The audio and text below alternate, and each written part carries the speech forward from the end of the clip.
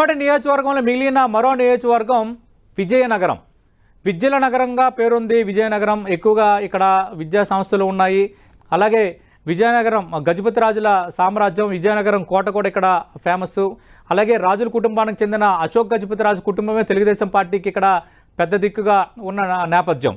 ప్రస్తుతం విజయనగరంకు సంబంధించి సిట్టింగ్ ఎమ్మెల్యేగా కోలగట్ల వీరభద్రస్వామి ప్రస్తుతం ఆంధ్రప్రదేశ్ రాష్ట్ర శాసనసభ డిప్యూటీ స్పీకర్గా ఉన్నారు. కోలగట్ల వీరభద్రస్వామి సిట్టింగ్ అభ్యర్థిగా ఉన్నారు. వైఎస్ఆర్ సామాజిక వర్గానికి చెందిన నేత.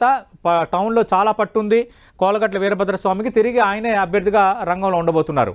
అయితే తెలుగుదేశం పార్టీకి సంబంధించి కొంత ఇంట్రెస్టింగ్ ఫ్యాక్టర్స్ ఉన్నాయి. నేను మీకు అవి చెప్పబోతున్నాను.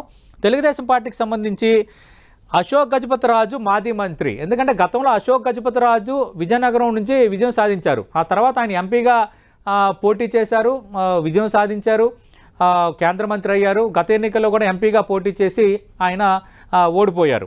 అశోక్ గజపతి రాజు తిరిగి అసెంబ్లీకి పోటీ చేయడానికి ఆసక్తి చూపుతున్నారన్నది కొంత తెలుగుదేశం పార్టీ ఏమీ తేల్చుకోలేని పరిస్థితిలో పడింది. ఎందుకంటే ప్రస్తుతం పార్టీ ఇన్ఛార్జిగా అశోక్ గజపతి రాజు కుమార్తె ఆదితి గజపతి రాజు ఉన్నారు. గత ఎన్నికల్లో ఆదితి గజపతి రాజు తెలుగుదేశం పార్టీ అభ్యర్థిగా పోటీ చేసి కోలగట్ల వీరభద్రస్వామి చేతిలో ఓడిపోయారు.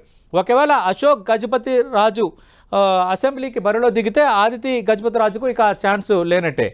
అయితే మీసాల గీత, గతంలో విజయనగరం ఎమ్మెల్యేగా పనిచేసిన మీసాల గీత కూడా తిరిగి టికెట్ ఆశిస్తున్న పరిస్థితి కనిపిస్తోంది. సడన్గా ఆమె కూడా తెరపైకి వచ్చారు. మీసాల గీత చీపురుపల్లికి సంబంధించి కిమిడి నాగార్జున కాకపోతే మీసాల గీత అభ్యర్థిత్వాన్ని అక్కడ కూడా తెలుగుదేశం పార్టీ పరిశీలిస్తుందన్న వార్తలు వస్తున్నాయి. ఈ నేపథ్యంలో మరి మీసాల గీత అదృష్టం ఎలా ఉందో మనం వేచి చూడాల్సిన పరిస్థితి. అంటే అశోక్ గజపతి రాజు కుటుంబాన్ని కాదని మీసాల గీతకు విజయనగరం లాంటి హాట్ సీట్ను హైకమాండ్ ఇచ్చే వాతావరణం ఉందా అన్నది కొంత ఇంట్రెస్టింగ్ అంశమే.